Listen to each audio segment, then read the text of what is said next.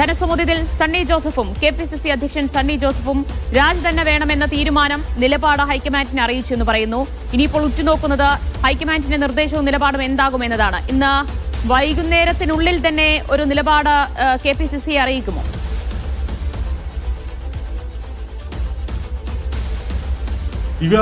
സണ്ണി ജോസഫ് നിലപാട് അറിയിച്ചു എന്ന് പറഞ്ഞാൽ അതിനർത്ഥം കെപിസിസി നിലപാട് അറിയിച്ചത് തന്നെയാണ്. കേരളത്തിലെ പാർട്ടി തന്നെയാണ് പറയുന്നത് ഇനി ഇങ്ങനെ ഒരു എംഎൽഎ കോൺഗ്രസിന് വേണ്ട.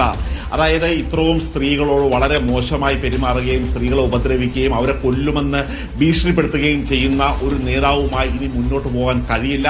അദ്ദേഹം ഒരു നേതാവെന്ന രീതിയിൽ ഒരു നല്ല മനുഷ്യനെന്ന രീതിയിൽ ഒരു പരിഗണന പോലും നൽകാൻ പാടില്ല എന്നുള്ള ഒരു നിലപാട് തന്നെയാണ് ഇപ്പോൾ കെപിസിസി അധ്യക്ഷനടക്കം ഹൈക്കമാൻഡിനെ അറിയിച്ചിരിക്കുന്നത്.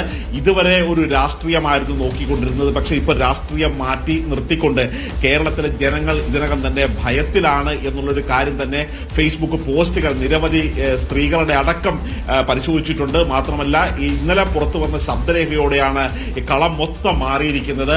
അതായത് ആ ഗർഭിണിയായ സ്ത്രീയെ കാണണമെന്നും കൊല്ലാൻ നിമിഷങ്ങൾ മാത്രം മതിയെന്നുമുള്ള രാഹുൽ മാങ്കൂട്ടത്തിന്റെ ആ നിലപാട്, ആ ഒരു ശബ്ദരേഖ പുറത്തു വന്നതോടുകൂടിയാണ് ഇനി ഒരു നിമിഷം പോലും രാഹുൽ മാങ്കൂട്ടത്തിൽ സഹിതമാണോ ഈ കെപിസിസി അധ്യക്ഷൻ കാര്യങ്ങളൊക്കെ ഹൈക്കമാൻഡിനെ ധരിപ്പിക്കുന്നത്?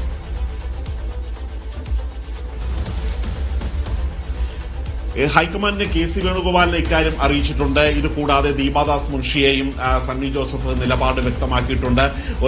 കെപിസിസി തന്നെ ഇക്കാര്യങ്ങൾ പറയുന്നു. കാര്യം പലപ്പോഴും നേരത്തെ ഉണ്ടായിരുന്ന ഒരു ആശങ്ക ഉപതെരഞ്ഞെടുപ്പ് ഉണ്ടാകുമോ എന്നുള്ള ഒരു ആശങ്കയായിരുന്നു. ഇനി അഥവാ ഉപതെരഞ്ഞെടുപ്പ് സാധ്യത കുറവാണ്. കാര്യം ഒരു വർഷത്തിൽ താഴെയാണ് ഇപ്പോൾ നിയമസഭയുടെ കാലാവധിയെങ്കിൽ ഉപതെരഞ്ഞെടുപ്പ് ഉണ്ടാവില്ല.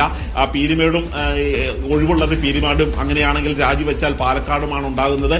ഇനി അഥവാ എല്ലാ നിയമങ്ങളും തെറ്റിച്ചുകൊണ്ട് തെരഞ്ഞെടുപ്പ് കമ്മീഷൻ ഒരു ഉപതെരഞ്ഞെടുപ്പ് നടത്തിയാൽ പോലും അവിടെ കോൺഗ്രസ് സ്ഥാനാർത്ഥി വിജയിക്കുമെന്ന് ഒരു 100% ഉറപ്പ് തന്നെയാണ് കൊടുക്കുന്നത്. കാര്യം കേരളത്തിൽ മാത്രമല്ല ഇന്ത്യയിൽ തന്നെ ആദ്യമായി ഒരു ശക്തമായ നിലപാടെടുത്ത് ഒരു സ്ത്രീകൾക്ക് എതിരെ നീങ്ങുന്ന നേതാക്കന്മാർ ആരായാലും അവർക്കെതിരെ മുഖം നോക്കാതെ ശക്തമായ നടപടിയെടുക്കും. അങ്ങനെയുള്ള ഒരു നല്ല സന്ദേശം കേരളത്തിലെ കോൺഗ്രസിന് കൊടുക്കാൻ കഴിയും എന്നുള്ള ഇതൊരു സുവർണാവസരമായി തന്നെ വിനിയോഗിക്കണം. അതുകൊണ്ട് എംഎൽഎ സ്ഥാനത്ത് രാഹുൽ മാങ്കൂട്ടത്തിനെ തുടരാൻ അനുവദിക്കരുത്. ഇനിയുള്ള എഫ്ഐആർ ഇല്ല, പരാതിയില്ല, രേഖാമൂലമുള്ള പരാതിയില്ല തുടങ്ങിയ സാങ്കേതികത്വത്തിൽ പിടിച്ചു തൂങ്ങിക്കിടക്കരുത്. അതെല്ലാം കൈവിട്ടിരിക്കുകയാണ്. മാത്രമല്ല ഇപ്പോൾ കെപിസിസി അധ്യക്ഷൻ അടക്കമുള്ള നേതാക്കന്മാർ ചാനലിൽ ചർച്ചയ്ക്ക് പോകുന്ന നേതാക്കന്മാരോട് പോലും ഈ നിലപാട് അറിയിച്ചിരിക്കുകയാണ്. കാര്യം ഇനിയൊരു സാങ്കേതികത്തിൽ തൂങ്ങിക്കൊണ്ട് ഒരു എംഎൽഎ സ്ഥാനം സംരക്ഷിക്കാൻ വേണ്ടി നിലപാടെടുക്കേണ്ട കാര്യമില്ല. കാര്യം 2 എംഎൽഎമാർ ശ്രീപീഡന വിഷയവുമായി ബന്ധപ്പെട്ട് ജയിലിൽ കിടന്നിട്ടുള്ളതാണ്.